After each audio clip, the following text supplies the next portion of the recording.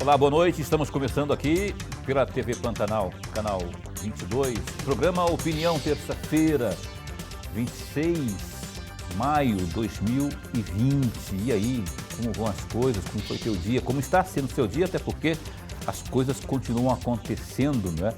Em todos os setores, aí, todos os ramos, enfim, aonde quer que você se encontre, e a gente agradece aí pela audiência. Aliás, a audiência que você pode e sempre nos dá, tanto aqui no canal 22, como também por meio da internet, na nossa página no Facebook, da TV Pantanal, não é?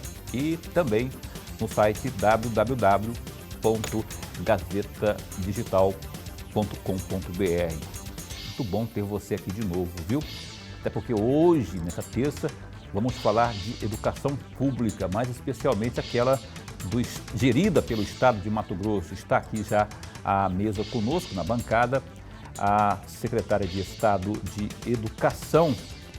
O nome dela, ontem, lembra? Quando eu encerrei o programa chamando a entrevista para hoje, o sobrenome eu não consegui falar. Hoje eu vou conseguir, porque ela está aqui, a Marioneide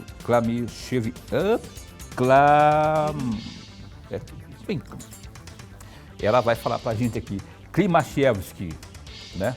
E você viu que não é fácil, né? Tem razão de ontem não ter conseguido falar. É questão de hábito, né? Para estar comigo aqui, como sempre esteve, meu digníssimo professor Lorenberg Alves. Boa noite. Boa noite, meu amigo Paulo Coelho. Um grande abraço, mas um grande abraço mesmo a todos os nossos telespectadores. Antes, porém, professor, o senhor que é professor, soletra para mim Klimaszewski. Você consegue? Não, né? Soletrando aqui. Professora, secretária de Estado de Educação, eu falei certo ou não falei? Marioneide Klimaszewski. É isso mesmo? É isso mesmo. Boa noite, satisfação Paulo. Satisfação em estar aqui com vocês hoje, professor Lorenberg. É Klimaszewski. Klimaszewski. Isso. Por que não fica Marioneide Angélica, como eu falei ontem, né? Já tem Angélica também no nome, né? Tem Angélica. Então mais fácil, Marioneide Angélica. Mas enfim, bom tê-la aqui. A gente vai, durante essa uma hora, conversar sobre a educação pública aqui no estado de Mato Grosso. E eu convido a você que nos assiste a mandar aqui a sua dúvida, a sua pergunta à secretária por meio do WhatsApp 99932-2529. Está aí, ó, na tela. 99932-2529, você manda a sua pergunta, sua dúvida, né? Afinal de contas, em tempos pandêmicos especialmente, as crianças, né? A criançada toda aí enfurnada em casa, ávida por estudar, e as aulas até agora sem data para serem reiniciadas. Ou já tem data para ser reiniciada essa volta às aulas aí, professora secretária? Não, na realidade, hoje nós temos duas grandes comissões que trabalham com a situação da educação diante do momento da pandemia que nós vivemos. Temos aí o Gabinete de Situação, coordenado pelo governador Mauro Mendes, que temos ali uma equipe toda da saúde, com algumas pessoas especialistas, como é a questão de infectologistas, né? Que trabalham e analisam como é que está exatamente o comportamento e o crescimento dos casos de Covid no estado, para que a gente possa ali delimitar e tomar algumas medidas e decisões.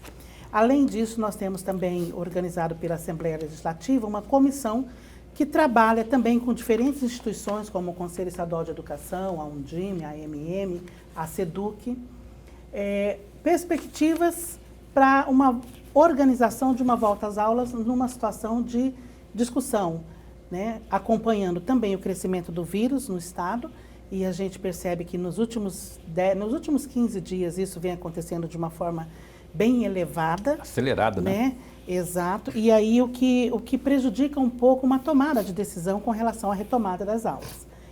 Mas é importante dizer que nós estamos fazendo algumas alternativas, algumas ações dentro da SEDUC, como estudos dirigidos de previsões, com organização de dias letivos.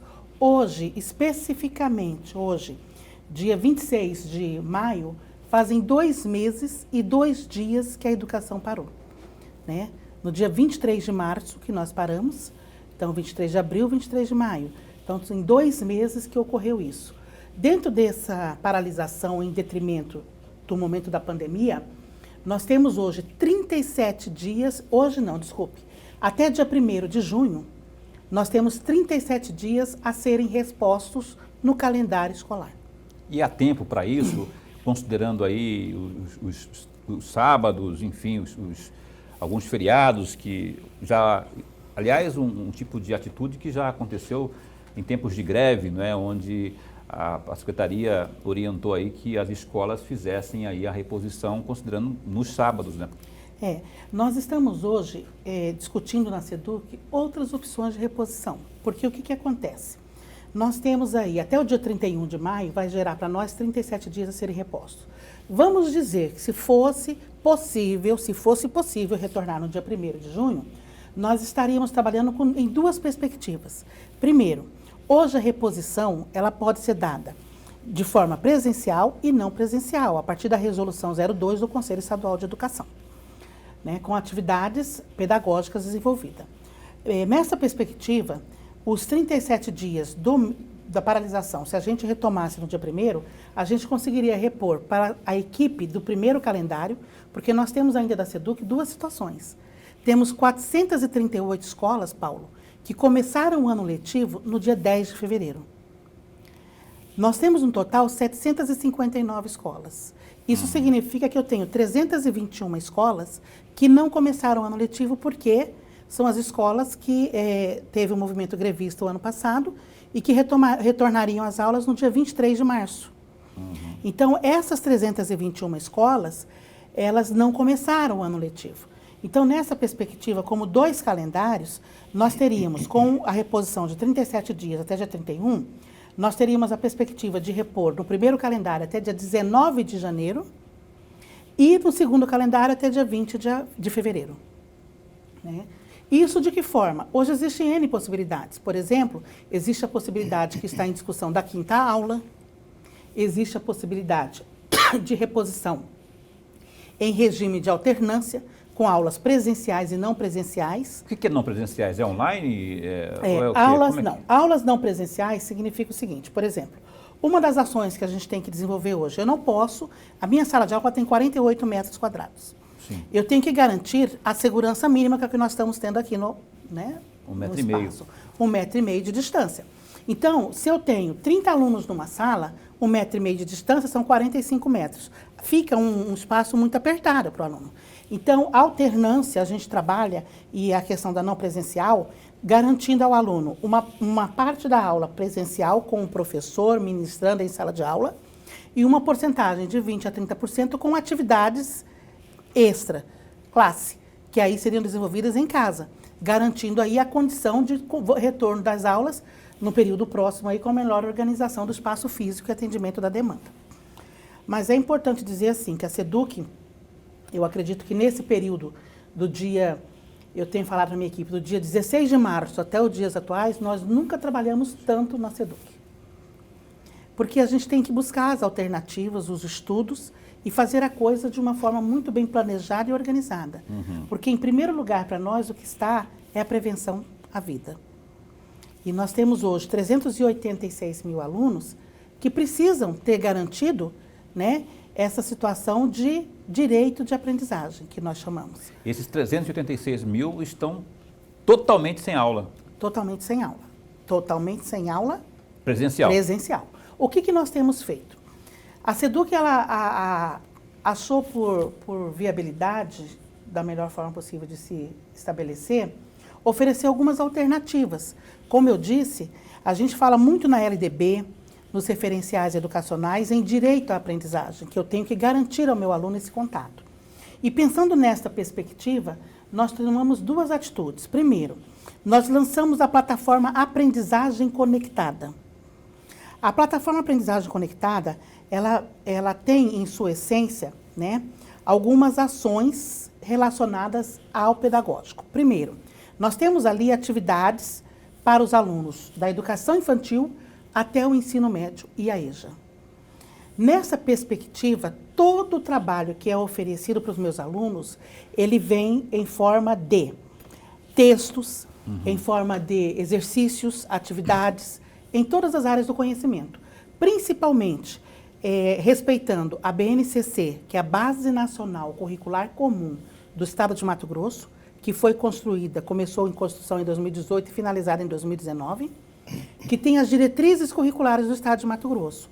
Esses textos, essas atividades que são colocadas para os nossos alunos, elas são colocadas, primeiro, através da plataforma Aprendizagem Conectada, e é garantido também o direito daquele aluno que não tem acesso à internet. Uhum. Quem não tem acesso à internet recebe da escola a apostila impressa pela escola. A SEDUC, ela disponibilizou um recurso extra para todas as unidades escolares. Todas? Todas, 100% das unidades escolares, para que essas fizessem a impressão das apostilas. Tá? Hoje, para você ter noção, hoje as escolas já imprimiram uma média de 60 mil apostilas por semana. Tá? Por semana. Então, serem entregues de imediato? Entregues de imediato, conforme o agendamento do pai, para não dar aglomeração, né? Para não gerar aglomeração. Então, o pai vai, ele pode telefonar, ou ele pode ir na escola, se está próximo, solicitar a sua apostila, as escolas imprimem, marcam, agendam o horário e fazem a entrega. Para as aldeias indígenas, e a gente tem vídeos disso tudo, né? Para as aldeias indígenas, escolas de campo, a gente está utilizando de 2 estratégias. A primeira delas é a assessoria pedagógica, que nos auxilia nesse trabalho. Nós temos 98 assessorias pedagógicas dos municípios do estado. A segunda, nós fizemos uma parceria, né, contamos com o apoio aí da Secretaria de Estado de Saúde, que quando iam às aldeias visitar e fazer o monitoramento da saúde, da família e etc., eles estavam também levando para nós não só as apostilas, como o kit de alimentação escolar que foi disponibilizado. E hoje a gente atende, hoje mesmo eu estava computando, nós já imprimimos no estado inteiro 241 mil apostilas. 241 mil apostilas. Que joia. Eu tenho o telespectador aqui, mas antes eu quero pegar a primeira pergunta aqui do nobre professor. Por favor, a sua primeira pergunta. Meu amigo Paulo, secretária, antes de mais nada, o nosso registro aqui da nossa alegria em tê-la aqui no nosso bate-papo. O nosso telespectador ganhará e ganha muito com a presença, já está ganhando com a presença da senhora. A senhora falava na primeira resposta de que tem 2 comissões que estão estudando, planejando essa volta às aulas. Mas me parece que aí tem um bedelho, tem a mão também da pasta da saúde. Porque, de acordo com o secretário que esteve aqui conosco, foi uma bela conversa que nós tivemos com o secretário de Saúde, Gilberto Figueiredo, e ele disse que só poderia voltar às aulas quando tivesse, de fato, uma segurança para essa volta às aulas. Hoje, ele deu uma entrevista, pelo menos está no Olhar Direto, e que ele reafirma isso que ele tinha falado para nós aqui no programa. Só voltaria às aulas, é claro que ele não é o chefe da pasta da educação, mas ele estava falando em nome da Secretaria de Saúde, para ter uma segurança maior para que as crianças possam voltar à aula. Essa é a minha primeira questão. Tem o dedo aí do secretário que está contribuindo para o pensar dessas 2 equipes. E uma segunda questão, ainda aproveitando a resposta que a senhora acabou de nos dar, secretária, a senhora falou de apostilas, mas também há uma parceria da Secretaria, especificamente da Secretaria de Educação, com a TV Assembleia, de trazer videoaulas para o conjunto dos alunos da rede pública do Estado. A minha segunda pergunta é, essas videoaulas não entram como aula dada? Essas apostilas não entram como aula dada? 2 perguntas aí que a senhora pode responder usando a sua habilidade na síntese, porque nós temos também o telespectador com pergunta aqui. A senhora marcou aí, né, direitinho, sim. Né? De uma forma muito breve e objetiva, nós temos sim a parceria com a TV Assembleia, onde nós estamos exibindo as videoaulas pré-ENEM digital, exatamente porque a nossa preocupação também era com relação ao 3º ano do ensino médio. Nós temos aí o 3º ano de ensino médio, que era ano de ENEM, tem a perspectiva de entrar na universidade, a gente precisava de alguma forma atender essa demanda emergente. Então, vem a agenda a plataforma da aprendizagem conectada, atendendo ao ensino fundamental, primeiro e segundo ano do ensino médio, e as aulas da TV Assembleia atendendo o pré-ENEM digital, com possibilidade desse aluno ter ali conhecimentos, fortalecer esse conhecimento para o Enem e para as possibilidades futuras de inserção na universidade. É importante dizer, professor Lorenberg, que a Secretaria Estadual de Saúde ela tem sido uma grande parceira nossa, tanto no gabinete de situação como na comissão. Existem técnicos responsáveis pela Secretaria de Saúde que estão participando conosco, existem ali infectologistas que fazem uma análise, por isso que eu tenho dito sempre, qual é o melhor momento para voltar às aulas? Nós não temos essa resposta ainda, por quê? Precisamos analisar o comportamento e o crescimento da pandemia neste período no estado de Mato Grosso. Né? A TV Assembleia tem sido uma parceira, as aulas começaram dia 18 de maio. A nossa intenção com isso é vivenciar pela primeira vez na educação do estado de Mato Grosso, de fato, a tecnologia educacional no ambiente escolar, que é o que a gente tem feito. Né? A gente fala em tecnologias educacionais desde a década de 80. Né? Mas quando isso se tornou uma realidade? Agora. Na rede pública, agora. Né? Então, ela passa a vir não com uma perspectiva de substituição de professor, nunca, mas como uma ferramenta tecnológica que apoia o professor em suas aulas. Por isso que essa parceria com a TV Assembleia ela vai ser pós-período pandemia ainda. Pós-período. Assim como a plataforma Aprendizagem Conectada. Porque nós vamos utilizar essa plataforma, mesmo depois do período da pandemia, para fortalecer a aprendizagem dos nossos alunos. E para desenvolver uma sociedade voltada também para o uso de tecnologias em sala de aula. Com relação ao que o senhor colocou sobre se esse conteúdo pode ser visto como aula dada, como eu disse, a resolução 02 do Conselho ela já coloca alguma coisa sobre isso. Só que nós vamos fortalecer, tá, isso. Hoje nós tivemos uma webconferência com o Conselho Estadual de Educação, exatamente tratando de alguns aspectos da resolução que deve sair nos próximos dias, referendando e oportunizando para que isso seja contabilizado como aulas pedagógicas dadas para os alunos. Essa apostila você está falando? Esse momento conteúdo da apostila. apostila? Isso. Mas, professora, só que isso não se dará agora, tá? Porque todo esse trabalho que nós estamos fazendo neste momento é para garantir o direito de aprendizagem do aluno. Computar como aula dada só lá na frente, quando a gente retomar as aulas, com o professor acompanhando, avaliando, fazendo a intervenção pedagógica com o aluno, aí nós vamos registrar pela SEDUC como aulas eu vou dadas. voltar a esse assunto daqui a pouco, antes, porém, eu vou abrir aqui espaço comercial. Estamos falando comercial. Após o intervalo comercial, eu já deixo aí o convite para que você também mande a sua pergunta pelo WhatsApp, 999322529. Está aí na tela, 999322529. E a gente volta já com a professora secretária de Estado de Educação, Marioneide Klimaszewski, aqui no programa Opinião. A gente volta já. Olha, são 7h51, estamos de volta aqui com o programa Opinião na sua TV Pantanal, canal 22. E aí, como vão as coisas? Espero que as coisas estejam bem na medida do possível, né? Afinal de contas, vida que segue. Vamos, a propósito, ver o que temos de destaque nesse instante no site www.gazetadigital.com.br. Por exemplo, parabéns à Polícia Federal, elogia Jair Bolsonaro após ação contra Wilson Witzel. O presidente Jair Bolsonaro parabenizou na manhã dessa terça-feira 26, em frente ao Palácio da Alvorada, a ação policial no Rio de Janeiro, que teve como um de seus alvos o governador Wilson Witzel, do PSC. Parabéns à Polícia Federal. Fiquei sabendo agora pela mídia. Destaque também no Gazeta Digital.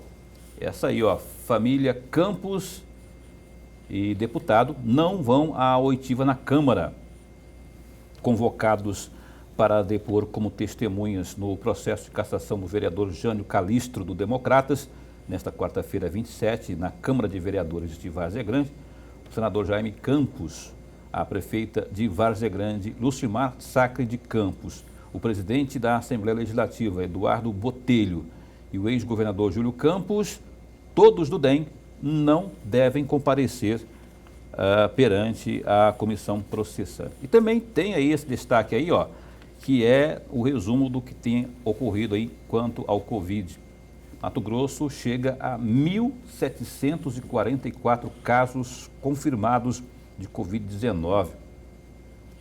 Até a tarde dessa terça-feira, 26, a Secretaria de Estado de Saúde, a SES, notificou 1.744 casos confirmados da Covid-19 em Mato Grosso, sendo registrados, infelizmente, 43 óbitos em decorrência do coronavírus no estado. A última morte confirmada envolveu aí um residente da cidade de Juara.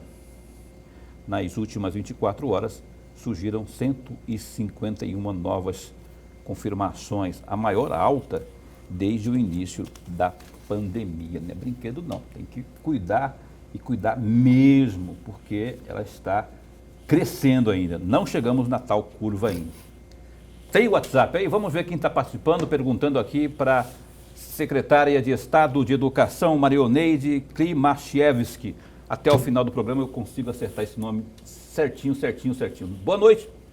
Como ficará a situação das voltas às aulas e quais as dinâmicas que iremos usar para o retorno, tendo em vista a pandemia, ter as exigências necessárias, segundo o Ministério da Saúde, grata da volta, né? Está dizendo aqui, como está o atendimento dos alunos, né, com deficiência. Falou grata, deve ser uma mulher, mas não colocou o nome. A gente já falou um pouco sobre isso no primeiro bloco, mas sim, vale reforçar. Bom, nós estamos já, a SEDUC ela já está providenciando todas as aquisições de EPIs para todos os nossos alunos. Como eu disse, são 386 mil alunos. Então, nós já estamos aí correndo com registro de preço para aquisição de máscaras, álcool gel, álcool 70 para garantir, desinfectação das escolas quando for necessário. Porém, é muito importante deixar claro, nós ainda não temos uma previsão firme, pontual, de volta às aulas. Mediante toda essa situação que o próprio Paulo colocou aqui. Os casos, eles têm aumentado gradativamente no nosso estado e é preciso ter muita clareza de que para retornar às aulas nós precisamos conseguir ter o mínimo de segurança possível para nossos alunos. Porque se eu retomo as aulas e esses alunos são contaminados, levam para casa, olha só a situação que a gente está ocorrendo, né? Que poderá estar ocorrendo. Então é preciso fazer as coisas com bastante organização. Além disso, temos pensado também na questão de organização dos espaços das escolas, para que ali tenha, respeite exatamente as recomendações da OMS, no sentido de 1,5 metro de distanciamento, de organização, máscaras para os professores, porque o professor em sala de aula, ele ficando com essa máscara que nós estamos usando, ele não consegue falar. Então, nós estamos também trabalhando um EPI específico para professor, para que no momento do retorno, nós tenhamos as condições e a infraestrutura necessária para garantir a segurança dos nossos alunos e dos nossos profissionais da educação. Com relação à outra pergunta, que era exatamente sobre a questão do atendimento aos alunos com deficiência, né? Nós temos ali também no nosso material da aprendizagem conectada os conteúdos que estão sendo trabalhados.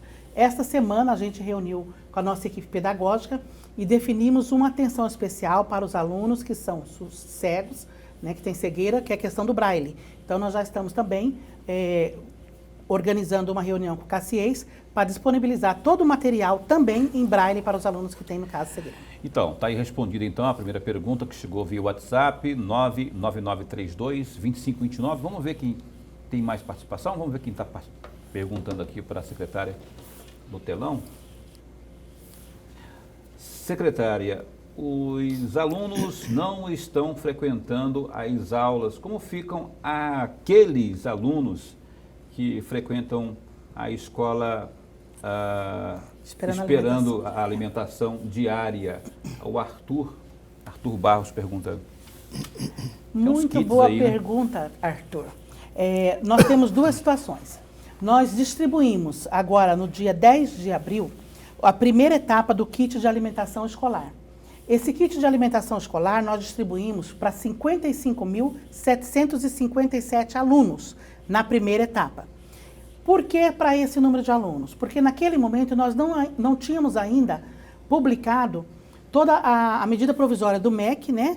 Alertando o FNDE, MEC e FNDE, alertando exatamente de que nós poderíamos estar utilizando o recurso do PENAI para isso.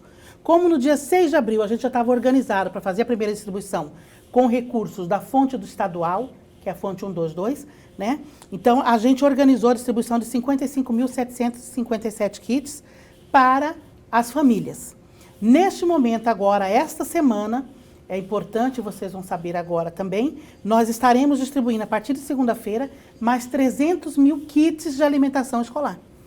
300 mil kits que são resultado do recurso federal, que é através do PENAI, e também do recurso estadual. São 13 milhões e meio de reais que estão sendo investidos pela SEDUC para a aquisição desses kits de alimentação escolar, garantindo para os alunos da nossa rede a alimentação necessária que eles têm na escola e que, às vezes, diante de tantas incorrências estão, né? O que compõe esse kit de alimentação? Esse kit de alimentação é composto por arroz, macarrão, óleo, frango. Uma cesta básica. Quase uma cesta básica. E ainda tem os produtos da agricultura familiar, que nessa agora estão vindo, né? Batata, cenoura, tomate, alface. Então a distribuição tem que ser imediata, porque exato. tem então, verdura, e como que é organizado isso, Paulo? As escolas, elas já têm os alunos do Bolsa Família, aqueles que estão em vulnerabilidade social, né? Porque nós temos alunos aí que estão em grandes vulnerabilidades, tanto a vulnerabilidade quanto a questão da violência, que ficam nos bairros soltos, sem ter um acompanhamento, quanto a questão da vulnerabilidade social da alimentação escolar, tendo um problema sério de valor nutricional do próprio organismo da criança. Então, mediante isso, a gente organizou esses kits, serão entregues a partir de segunda-feira. Essa semana, nossas equipes das escolas estão adquirindo essas alimentações, esses alimentos para serem entregues, né? Em casa? Entrega na casa não. Ou a pessoa tem que buscar na escola? Então, nós temos várias etapas. Por exemplo, nas escolas urbanas, tá? A diretora, ela liga para aqueles alunos e agenda um horário para buscar. Então, faz-se uma escala de entrega. Nas escolas do campo e rural, nós estamos contando com as assessorias pedagógicas, com os diretores de escolas, que alguns, aqueles que estão mais próximos, eles vêm buscar. Outros, nós estamos contando com uma parceria também. Como eu disse agora, a gente teve a parceria com a Secretaria Estadual de Saúde, que fez algumas entregas. E a nossa equipe da SEDUC também está fazendo entregas também. Tá? Tanto para esses como para a escola, para a educação indígena. Só uma coisa que eu não entendi aí, são todos os alunos que vão receber ou somente aqueles que estão identificados como de baixa... Então, olha bem, a escola, ela conhece de perto o seu aluno. Porque quem está no chão da escola sabe quem são aqueles alunos. Social dos alunos? Temos.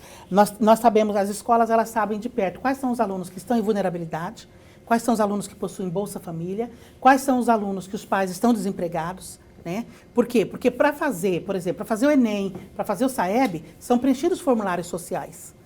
Né? Então, isso tudo serve para acompanhar. Além disso, nossa equipe também, ela organizou um formulário para cada escola preencher com o nome dos alunos. Os pais vão lá e recebem assim? Não. Os pais são cadastrados pela escola. Pegou, não, né? Não. São cadastrados pela escola. É feito um documento que ele assina recebendo esse kit e a entrega é feita pessoalmente. Só não pode ser burocrático, né, professora? Porque se for isso já tá tudo, ter que fazer tudo... Pra você ter noção, a gente liberou o recurso agora... Na semana passada, o recurso já está na conta das escolas para aquisição desses kits, porque o kit de alimentação escolar é feito de forma descentralizada. Existe uma licitação nos municípios e essa licitação, o recurso vai automático para a escola e a escola adquire nas empresas que são licitadas. Eu estou dizendo assim, não burocrático, não pode ser burocrático para quem vai buscar lá, porque se o cara chega lá, o pai chega lá, tem que preencher formulário, tem que responder não sei o quê. O formulário já é preenchido, ele só assina o recebimento. Ah, que ótimo. Mais uma pergunta que chega aqui via WhatsApp, no telão, pergunta para a secretária de Estado de Educação. Boa noite, imagino que tenha sido isso, né? Secretária e também bancada, boa noite. Secretária, como está a situação dos professores contratados pela rede estadual? O Adilson Gonçalves está perguntando, e eu já emendo nessa pergunta aí, uma não sei se é hipotética, suposta, uma falada, não é? Ajuda aí a esses, um voucher aí, que foi conversado muito na Assembleia, se ele foi aprovado, se não, como é que está a situação aí? Bom, primeiro, como eu disse anteriormente, nós tivemos 2 calendários escolares. O primeiro calendário escolar começou as aulas no dia 10 de fevereiro, todos os professores que foram contratados lá, eles se mantêm contratados, se mantêm na rede, né? 321 escolas que eram para começar no dia 23, por não ter exatamente o fato gerador do contrato, que era o início do ano letivo, né? E pelo fato da SEDUC, ela já ter transitado e julgado uma ação civil por questões de contrato temporário na rede, a gente não teria ali a legitimidade para fazer esses contratos. Mediante tal situação, né, a gente fez alguns estudos. Hoje, nós temos uma lei aprovada pela Assembleia Legislativa, que está no gabinete do governador para sanção ou veto, né? Porém, nós já estamos com uma ação intersetorial entre SEDUC, entre Casa Civil e entre CETASC, para tentar viabilizar de alguma forma um auxílio para esses profissionais. Está sendo estudado, inclusive, pela PGE. Tivemos uma reunião na semana passada, na quinta-feira, com o Sintep, Sindicato dos Trabalhadores da Educação, para estar discutindo toda essa demanda. O valor que está sendo discutido? O valor da aprovação da Assembleia foi um valor de R$ 1.200. O valor que está sendo discutido pelo Estado, ainda não chegamos a um valor. Por quê? Porque o Estado, quando ele pensa como política social, ele precisa pensar não apenas dos profissionais da educação, que são uma categoria, porque existem outras categorias também vivenciando a mesma situação, como é o caso dos garçons de bares, as pessoas que trabalham no turismo, etc. e tal. Então, tudo isso está sendo orquestrado pela Casa Civil, juntamente com a PGE, para organizar isso, e muito em breve a gente terá aqui um retorno do governo. O governo está muito sensível a essa causa, sim, tem feito estudos, né? Porém, isso tudo sendo organizado com essa parceria que eu disse entre SEDUC, Casa Civil, CETASC e PGE. Ok, mais participação aqui, aguenta aí, professor. Mais participação que chega aqui para a professora Marioneide na tela. Olá, boa noite. Pergunta aí para a secretária quando vai começar, ou quando vão começar as aulas do EJA aqui de Várzea Grande e se terá aula à distância. É o Sampaio de Várzea Grande, lá do bairro Canelas. Tem mais um aqui também na sequência, não tem? Tem. Oi, boa noite. Esses kits aí, só em Cuiabá? Eu moro em Várzea Grande. Aqui está tendo nada disso. Cadê a prefeita de Várzea Grande? Pergunta que não quer calar. Pergunta aqui, sou Juliana Francisca, moro no bairro Capela do Pissarrão. Uma questão aí que não é da prefeitura, né? Está perguntando aí para a secretária de Estado. São duas questões. Primeiro, o EJA da Várzea Grande, né, ele vai retomar as aulas junto com todas as outras escolas. Nós não temos, como eu disse aqui, como afirmar ainda uma previsão em detrimento dos casos que estão se aumentando gradativamente. Mas existe já o direito à aprendizagem respeitada com atividades de EJA para os alunos matriculados na rede estadual de ensino, tanto na plataforma Aprendizagem Conectada, como também nas escolas. É só ligar os SEJAs também e as escolas que atendem EJA receberam também recursos para impressão de apostila para os alunos.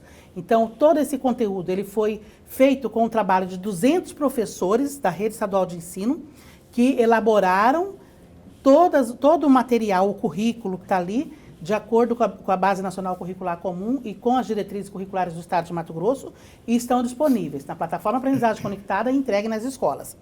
Com relação ao kit de alimentação escolar, como o Paulo disse aqui, é real. Esses kits estão sendo entregues para os alunos da rede pública estadual de ensino.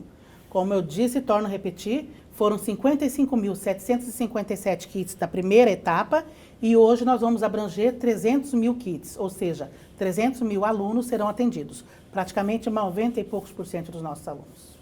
Professor Lorenberg Alves, mais alguma pergunta da sua parte aí? Senão vamos emendar aqui. Secretária, a senhora falava agora há pouco de um auxílio a professores interinos, é aquele auxílio temporário para professores interinos, é isso que a senhora se referia. Mas eu gostaria de trazer à lembrança da senhora uma frase que a senhora disse quando assumiu a Secretaria de Educação pela primeira vez, dia 6 de abril de 2018, a senhora disse o seguinte, entre aspas, contribuir para que a educação continue um processo de melhoria contínua, buscando atingir o foco principal, que é a missão de ofertar um ensino de qualidade às crianças, adolescentes e jovens de Mato Grosso. Eu perguntaria à senhora, diante da pandemia, como fica esse grande objetivo da secretária e professora Marioneide, quando assumiu o cargo de secretária da Educação. Uma fala que a senhora disse lá na época de Pedro Taques ainda. É muito importante assim, dizer para você, Lorenberg, que a professora Marioneide, ela sempre pautou sua vida profissional na melhoria da qualidade do ensino. Eu acredito que a educação é o único instrumento que nós temos de transformação de vidas. É com a educação que nós podemos ofertar para toda a nossa sociedade, para os nossos alunos, especiais demais para mim, porque são alunos que realmente precisam da escola pública, são alunos que têm diferentes tipos de carências, né? Carências econômicas, carências sociais, carências afetivas, e a gente precisa garantir para ele uma oportunidade de que ele absorva o conhecimento e que aquele conhecimento lhe traga uma melhoria de qualidade de vida. Essa é a perspectiva que eu ainda tenho na educação.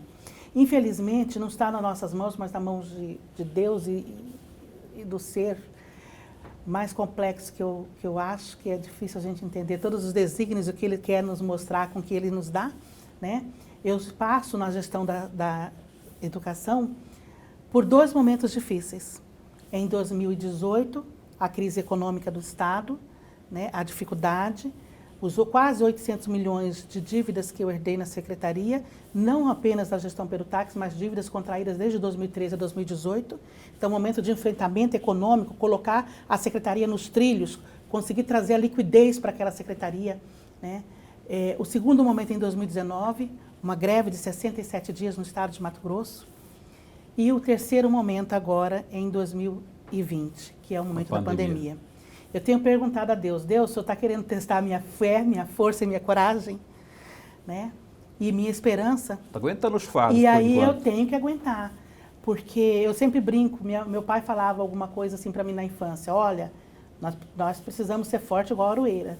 Então a gente está tentando ser forte igual a Aroeira para dar a volta em tudo isso, para conseguir superar esses desafios que são muito maiores, que são mundiais, né? Não são mais apenas do estado de Mato Grosso, é do mundo, e tentar ainda resgatar e buscar a qualidade da educação.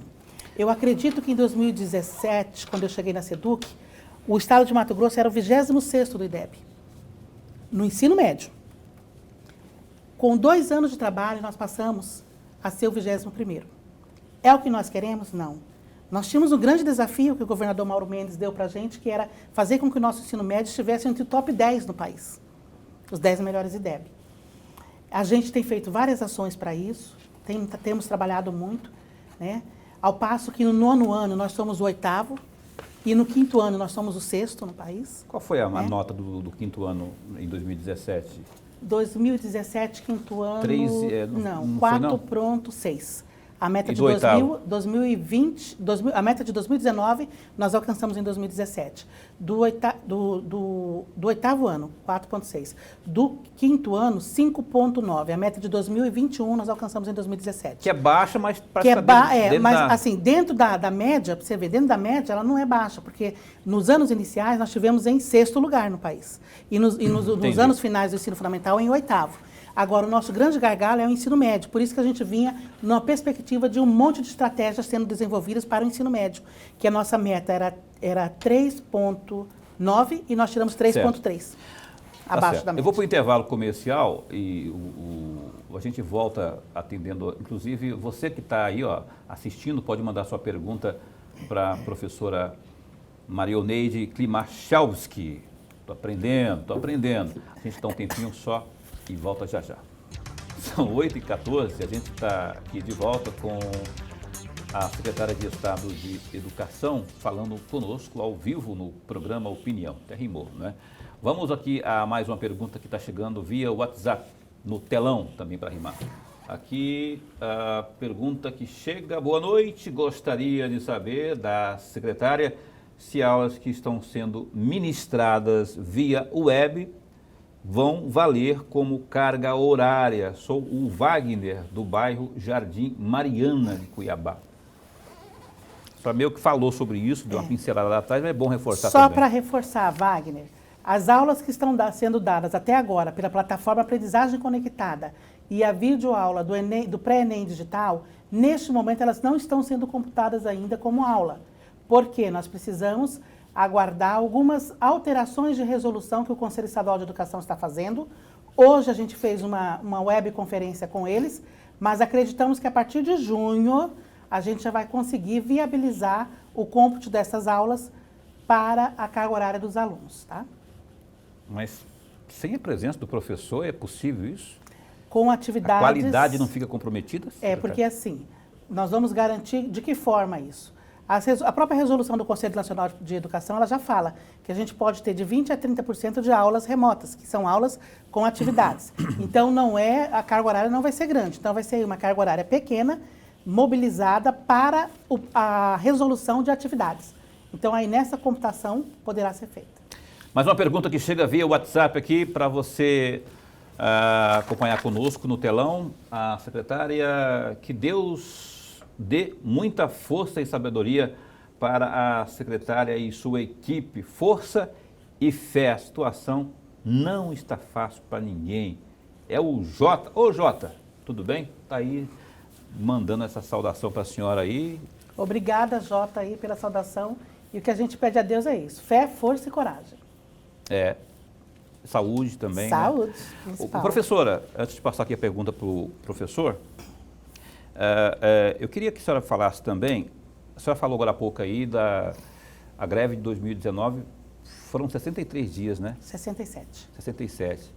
Hoje estamos com 63 dias de aulas paralisadas, né? Conta está quase chegando lá. E quando foram 67 dias de greve, foi possível fazer um calendário de reposição, né?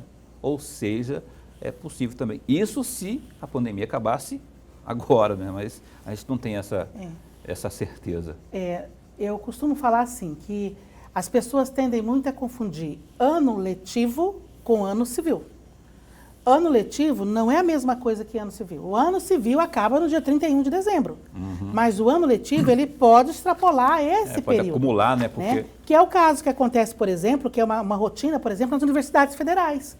Sempre quando existe greve, reorganiza o calendário escolar e as aulas vão sendo ministradas. Então, não há o que se falar em ano letivo perdido na rede estadual de ensino ou na rede pública de ensino. A gente está adotando todas as providências cabíveis para que no momento em que seja o momento de segurança, retornar às aulas e fazer a recomposição de todo o calendário escolar. Professor Lorenberg. Professora, eu me deparei agora com um site, parece-me que o Estado de Mato Grosso, apareceu uns dados interessantes que me chamou muito a atenção e eu gostaria muito da reflexão da senhora. Tem um universo de até dezembro de 2019, nós tínhamos um universo de 12.519 presos, dos quais 5.133 frequentaram as atividades educacionais. Eu gostaria de uma reflexão um pouco rápida da senhora a respeito disso, porque me chamou bastante a atenção. Boa. Nós temos duas situações. Hoje nós temos a educação prisional, e temos o socioeducativo. A SEDUC tem parceria e faz junto à Sejud de AH, né, o atendimento nas duas situações.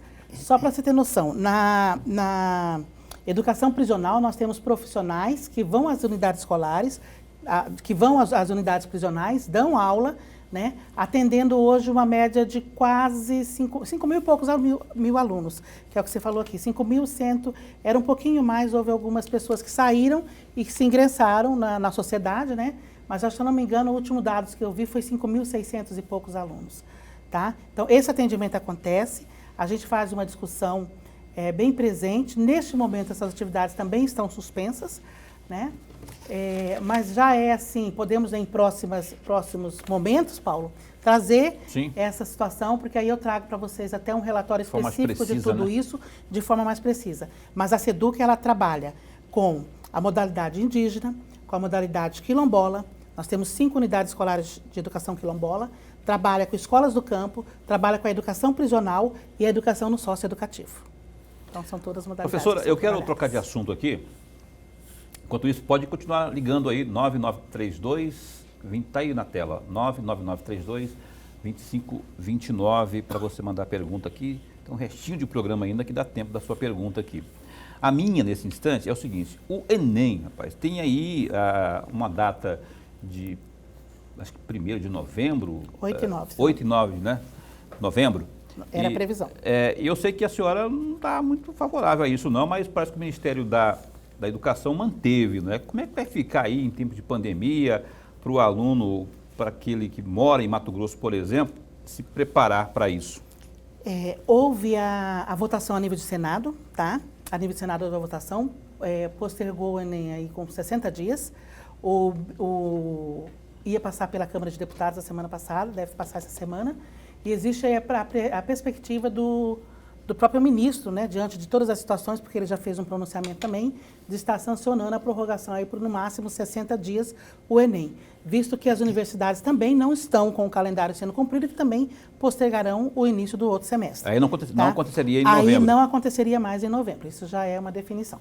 Uma outra situação que é importante colocar é que exatamente na nossa preocupação com o ensino médio, com o terceiro ano, que durante diferentes momentos na história da educação do Estado de Mato Grosso, tiveram aí alguns prejuízos com relação a momentos de greve, momentos de outras situações, então a gente já fez, junto com isso, o Enem, o pré-Enem digital, onde nós estamos fazendo com os nossos alunos orientativos, inclusive, eles construíram um cronograma de estudos, garantindo ali 4 horas de estudo por dia, em que eles acompanham as videoaulas que são gravadas na TV Assembleia, onde eles acompanham as atividades que são disponibilizadas na plataforma Aprendizagem Conectada, para que continue mantendo os estudos vivo, né, e o direito de aprender, para que possam aí, lá na frente, ter um sucesso, se Deus quiser. É importante salientar que o ano passado nós tivemos muitos alunos da rede pública aprovados nos vestibulares em universidades públicas, né? Nós tivemos alunos aprovados no Rio Grande do Sul. A SEDUC tem esse número certinho? Tenho. Eu não tenho hoje na memória aqui. Até pouco tempo eu tinha. Mas eu posso dizer aproximadamente, assim, é muita gente, né? A gente sabe que é muita gente. Muito. Eu tive, por exemplo, uma escola, se eu não me engano, a Presidente Médici, que aprovou mais de 40 e poucos alunos em universidades públicas. A Escola André Avelino também, um excelente número de aprovações. Mas eu posso te mandar aqui esse número, porque até pouco tempo eu tinha na memória. A turma ainda brinca que minha memória é boa, mas hoje falhou. A gente está falando agora há pouco aí sobre o IDEB, não é? E eu lembro que na última edição que houve, aqui, quando se partilha, quando se separa por municípios, aqui na cidade de Cuiabá, parece, salvo engano, a Escola Militar Tiradentes teve uma das melhores performances. E aí a pergunta minha é nesse sentido. Como é que está essa proposta de expansão do ensino militar, da escola militar aqui no Estado? Eu sei que tem muitos prefeitos solicitando do governo do Estado, o próprio governador me falou isso uma vez. Existe uma política de expansão do ensino militar, visto que já foi comprovado que a qualidade parece ser bem eficiente? A escola militar, ela tem sido um anseio de várias comunidades no Estado de Mato Grosso e vários políticos também. Nessa perspectiva, o governador encomendou para nós da SEDUC um levantamento dos 20 maiores municípios que teriam condições de receber essa escola militar. Esse estudo está finalizado para prestar conta para ele na próxima semana, mas é importante dizer o seguinte, que nós estamos também contando com o apoio da Assembleia Legislativa para aprovação de uma lei que ela já foi aprovada, né, que é a lei se eu não me engano, do deputado Silvio Fávero, mas que precisa de uma reorganização. Por quê? Porque a escola militar, ela tem um diferencial de trabalho pedagógico, nós sabemos disso, valorizamos isso, mas a gente sabe também que a Secretaria de Estado de Educação, ela precisa seguir os princípios constitucionais. A escola precisa ser laica, gratuita e para todos.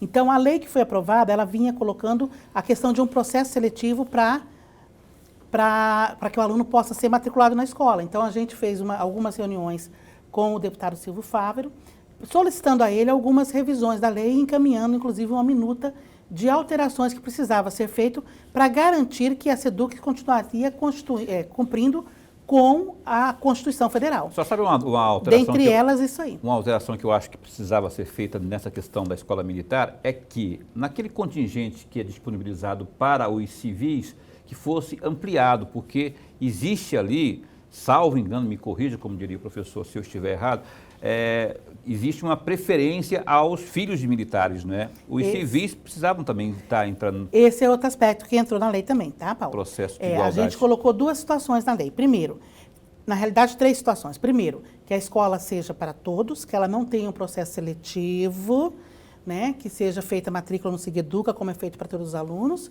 A segunda perspectiva, que a aquisição de uniforme seja discutido com os conselhos deliberativos da comunidade escolar e validado por eles, e que tanto a Secretaria de Segurança Pública como a Secretaria de Educação, juntas, custeiem o uniforme daqueles que não têm condições financeiras para isso.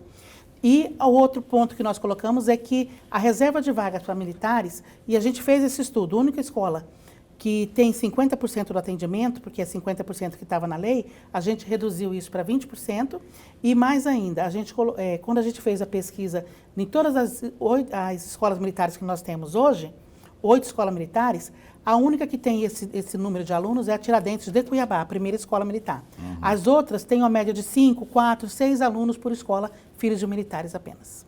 Professor Lorenberg, mais alguma coisa por aí? Mas muito rapidamente, professora, ainda neste viés da escola militar, nós teríamos aí, a grosso modo, 2 tipos de escola administrada pela mesma secretaria.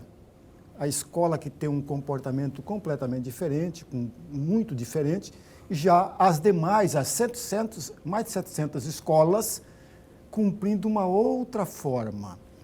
E parece-me que a senhora foi muito clara quando disse que há uma lei praticamente homonizando isso, ou uniformizando isso, que fica melhor a palavra uniformizar, tudo isso. É essa mesma a intenção do governo do Estado e a intenção da professora Marioneide, que chefia a Secretaria de Educação?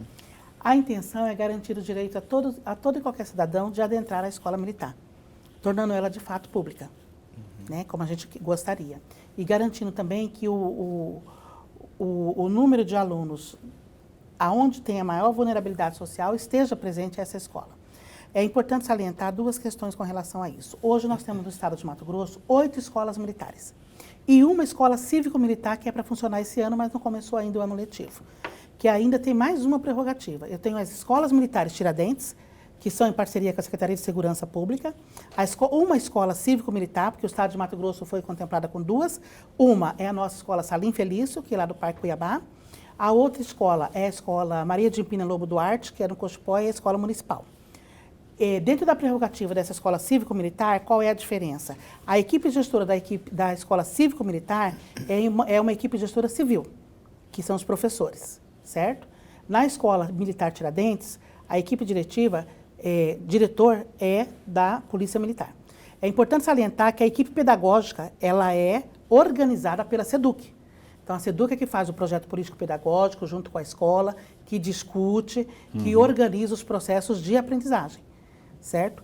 Essa, a nossa busca, como o senhor mesmo disse agora, professor Lorenberg, é exatamente garantir às outras unidades escolares também o fortalecimento desse processo pedagógico. E a gente tem feito isso através da revisão do projeto político-pedagógico, através do projeto SEDUC Vai à Escola, através da formação continuada dos profissionais da educação, que nós estamos, nos últimos anos, nós temos feito muita formação com intervenção pedagógica, com mediação de processos de aprendizagem, né, com metodologias ativas, exatamente para garantir o fortalecimento desse pedagógico lá.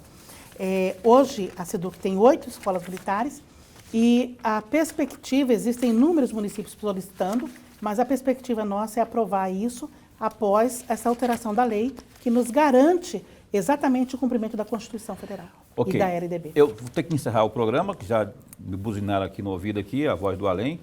Aliás, a senhora foi professora da minha Voz do Além, que é a Caroline Chaves. Ela disse que só foi professora dela da 1ª à 4ª série. 1ª à 4ª série. Falou muito bem da senhora. Muito obrigado, Paulo. Não sou eu não, é a Caroline que está falando aqui. Mas a Caroline, eu quero mandar um beijo para ela, que eu já encontrei com ela aqui. E ela, aproveitar o momento para mandar um abraço para toda a equipe do José Torquato, onde eu fiquei 20 anos trabalhando como professora. Eu sempre digo que é no chão da escola, nas áreas vulneráveis, que a gente tem o maior aprendizado. É o aprendizado do que a gente precisa fazer por aqueles que precisam. Quero aproveitar para finalizar minha fala aqui, agradecendo a professora Lorenberg. É sempre um prazer revê-lo, né? Sempre envolvido com as causas da educação, e eu aprecio muito isso. Ao Paulo. Obrigado. Né? Meu agradecimento especial pelo convite para estar aqui. E a Secretaria de Estado de Educação está à disposição de vocês sempre para discutir educação. Eu acho que educação, como eu disse, a prioridade número 1 em um país que quer se evoluir, que quer se desenvolver, que quer garantir qualidade de vida para os seus. Tá certo. Essa Marioneide Klimaszewski, acertei no final, até porque eu anotei aqui, ó, bem grandão aqui, como não acertar, né, professor? Você não quis soletrar aí, ó. Tá aí, Klimaszewski. Muito obrigado. Por isso que ele pediu para o professor Orenberg soletrar. Ele não soletrou, né? Obrigado também a Rosane, assessora de comunicação da SEDUC, que nos ajudou muito em trazer aqui a secretária. Muito obrigado a você que nos assistiu até esse instante aqui em mais um programa Opinião, que amanhã volta às 7h30 da noite. Amanhã é o vereador, não é? Amanhã é o vereador por Cuiabá, o Marcelo Bussic, que vai falar conosco sobre algumas situações que não ocorreram no Parlamento Municipal Cuiabano. É isso. Fica bem, fica com Deus também.